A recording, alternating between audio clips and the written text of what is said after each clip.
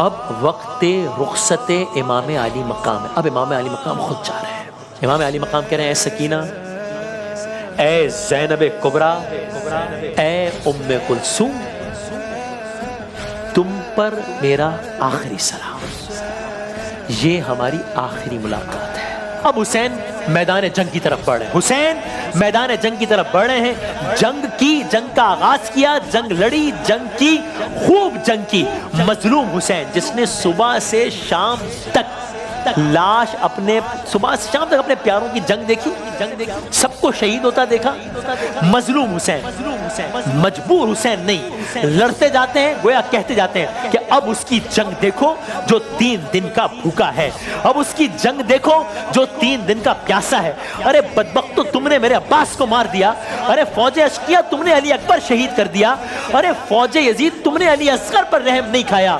حسین لڑ رہے ہیں، فوج الحفیظ الامان پکار رہی ہے، لڑائی جاری ہے، جنگ جاری ہے. یہاں تک کہ بس میں آگے بڑھتا ہوں، یہاں تک کہ وہ لمحہ آیا کہ جب ایک پتھر آپ کی پیشانی پر آ کر لگا، خون کا فوارہ پھوٹ پڑا.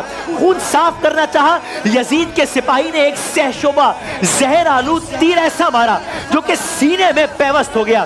یعنی میں کیا بیان کروں، بس یہ سمجھ لیں کہ جس کے ہاتھ میں اس وقت جس کے ہاتھ میں جو تھا، اس نے وہ ہتھیار نواسہ رسول پر برسانا شروع کر دیا.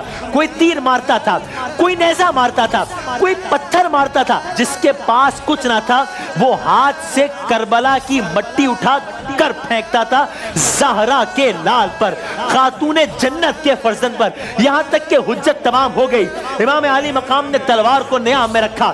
یہ منظر فوج نے بھی دیکھا. پھر کیا ہوا؟ پھر حملہ کیا. پلٹی ہوئی فوجیں واپس آئیں. امام گھوڑے سے زمین پر آئے نہیں، میں نے غلط کہا.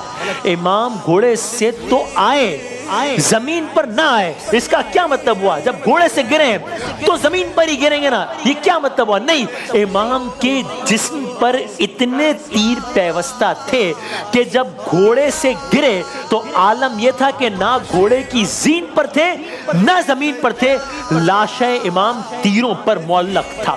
یعنی میں کیسے کہوں یہ الفاظ کہ فاطمہ الزہرا سلام اللہ علیہا کا لال نہ زین پر تھا نہ زمین پر تھا. جس کے جسم کو نبی نے چوما تھا اور بارہا چوما تھا، آج وہ جسم تیر سے چھل نہیں تھا. شمر نے کہا آگے بڑھو، سر کاٹ دو. اب کسی کی ہمت نہیں ہو رہی. ایک شقی آگے بڑھا، اس نے نیزہ مارا. انسان کن الفاظ بیان کرے؟ آپ کے سینے پر نیزہ مارا، وہ جسم کے پار ہو گیا. شمر نے پھر کہا سر کاٹ دو. لعین آگے بڑھا، ایک اور شقی آگے بڑھا. زہرا کا لال ہے، کربلا کی ریت ہے. بس یہی ایام ہے، بس یہی واقعات ہیں اور یہی وقت ہے. تقریباً کربل کی ریت ہے، گرمی ہے، عصر عاشور ہے، ہزاروں دشمن ہیں، وہاں چند بیبیاں ہیں، وہاں چند بچے ہیں. حسین کی سکینہ بھی ہے. امام کی نظریں خیموں کی طرف ہیں. لعین آگے بڑھ رہا ہے اس سر اقدس کی طرف جس کے بوسے رسول اللہ نے لیے ہیں. آگے بڑھا یہاں تک کہ وہ لمحہ آ گیا کہ سر حسین تن سے جدا کر دیا گیا. جس گردن کے بوسے نبی لیتے تھے، جس کو یوں سینے سے لگایا، وہ سر کاٹ دیا گیا.